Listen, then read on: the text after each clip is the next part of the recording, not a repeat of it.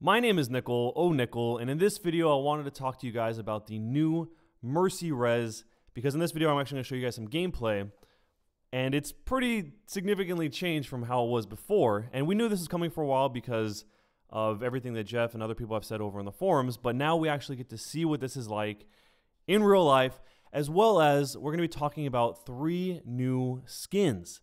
All at once, pretty much, we got 3 new skins. We're going to be talking about those.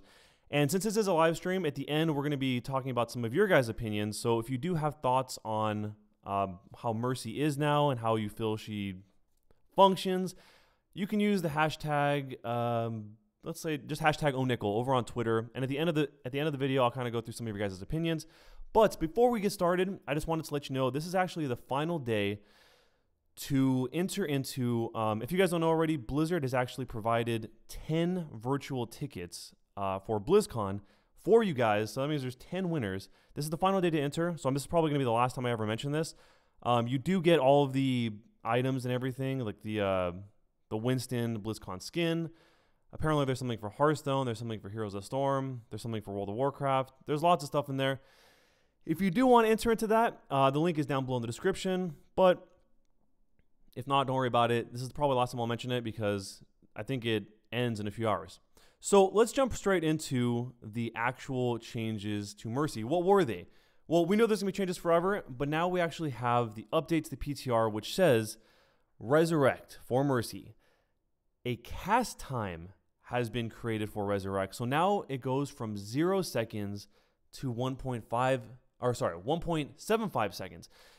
And that might seem like nothing, but you'll probably notice in the video, especially once I start playing like a real game, you'll notice that I'm going to try and get into situations where I specifically try to die to situations where that probably wouldn't have happened otherwise. So I'm going to try and set up situations to show you guys where I try and jump towards something that's in danger, where maybe I would have been able to res them and still been eliminated, but at least I would have been able to res them. In the cases that I'm going to try to show you in this video, that's not exactly going to play out the same way. So let me just show you guys actual game. I think in this thing I only show you like I show you how slow it feels. Oh, because that's the next thing. So the second thing, I guess, before I show you the real game, is Mercy's movement is actually now when you're using Resurrect, it's actually reduced by 75% while casting. So during that 1.75 seconds, you're actually, it kind of feels like you're in molasses, and that kind of puts you in more danger, which is pretty much the reason why they explained they changed the way that Guardian Angel the cooldown worked, because they wanted to make using Resurrect kind of more of a high risk, high reward type of thing if you could pull it off, instead of being able to just fly in, fly out, get in, get out of there. And yes, guys, we're going to get to the skins in just a little bit. I just want to talk about the Mercy changes because this is pretty huge. So then there's one more thing on there that says that Mercy can now be, or Resurrect can now be interrupted when Mercy is knocked back, stunned, or hacked. So all of these things definitely make Mercy's Resurrect a lot more volatile in terms of if it can actually be pulled off. So Valkyrie, when it's activated, when Valkyrie is activated, Resurrection no longer has a cast time. That makes sense. So it kind of acts as you would expect. So the actual comments on this were that they feel that Mercy's recent rework has been successful, but her Resurrect ability still feels too strong and frustrating to play against. Now that it has a cast time, there is more room for enemies to counter the ability. However, casting Resurrect happens instantly when Valkyrie is active. This should make her feel powerful when she transforms on the battlefield. And that's kind of cool. So the ult feels more like an ult. But instead of making the ult more powerful, it just makes Resurrect less powerful, so there's more of a contrast.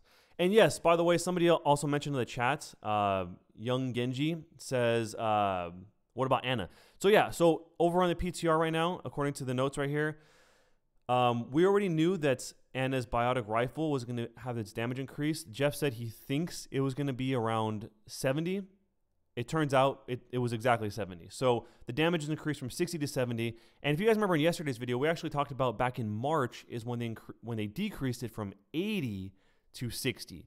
So right now we're sitting right in that little sweet spot in the middle.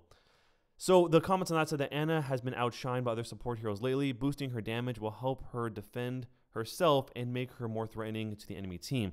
So between all of these nerfs to Mercy's Resurrect, pretty much changing the way that it functions and increasing the utility of Ana, even for simple things like, you know, they need some more support or to help getting rid of a Pharaoh or something like that. Stuff like that definitely makes a difference. So for right now, I'm going to show you guys the skins. We're going to go through these one by one, and we'll come back. I'll talk about some more of the Mercy gameplay. Remember, if you do want to give your opinions on how Mercy functions, just use the hashtag on Twitter, hashtag #ONickel. I'll go through at the end of the video, and I'll see what your guys' thoughts are now that you know exactly what's been changed and you can kind of see it in effect. But the very first skin that I want to show you is probably my favorite of all of the Overwatch League skins. And it's McCree. This is actually awesome. I think I like this one better than any of the other ones. And if you guys want, you can also use a hashtag to tell me which of your skins are the favorite, are your favorite from all of these. For some reason, even though it is probably just a variation of the classic, this one to me looks the most different for some reason. I think because the color scheme is so completely polarized, or maybe because it's all like it's black on the top. I don't know. But the team is called the Houston Outlaws. We actually have Houston's team name. The statement for this said that they're proud to present the name of a team with a large and in-charge attitude and swagger in its step, the Houston Outlaws. Texas is famous for its hardy, self-reliant cowboy culture where people live by their own rules. So it makes a lot of sense that the most cowboy-esque character would, of course, be from, or would be representing Texas. I think that's pretty much no surprise to anyone.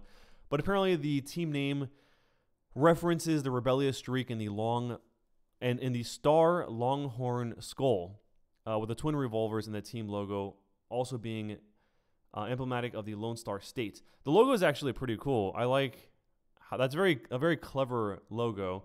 But then it says, last but not least, the green in the team's colors are a signature for the Outlaws' parent organization, Optic Gaming, whose rabid fans are collectively known as the Green Wall. Congratulations to the Houston Outlaws, etc., etc. So that's pretty cool. So this is Optic's team, the Houston Outlaws. It has McCree and his greenery. It's interesting that sometimes they give a little background on what the colors mean, and sometimes they don't, because I don't know. Sometimes maybe there just is no meaning for the colors, but there's definitely some kind of symbolic references here. The next one I wanted to show you guys is actually a Tracer skin.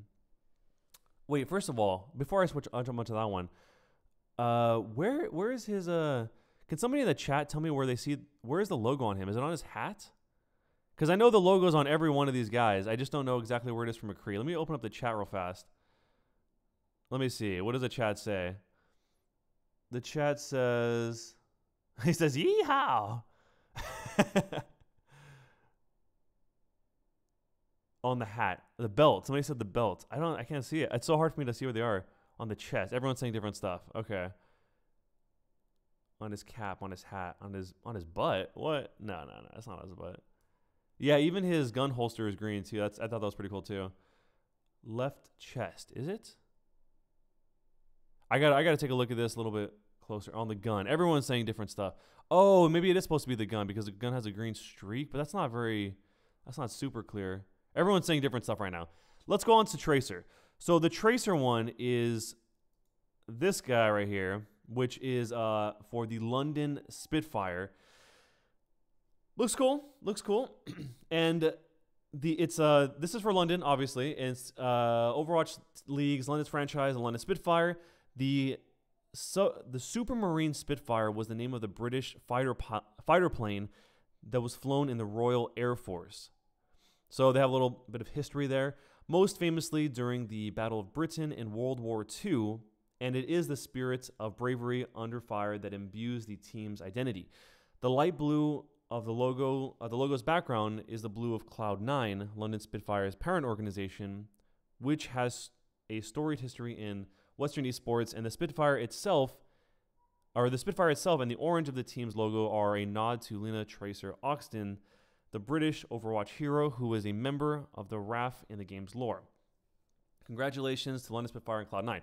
So that's cool. I mean, all the logos are extremely different. I really thought there was going to be kind of like a pattern or a theme or some kind of like template for how the logos are, but they all just seem completely different. Like the Excelsior logo is like a flag, but this one is more like a badge, and the one we just saw for McCree is more like none of those. It's just a straight up logo. So I guess there's no like not standardization, what's the word? But like there's no like set template for all the logos, which is kind of interesting.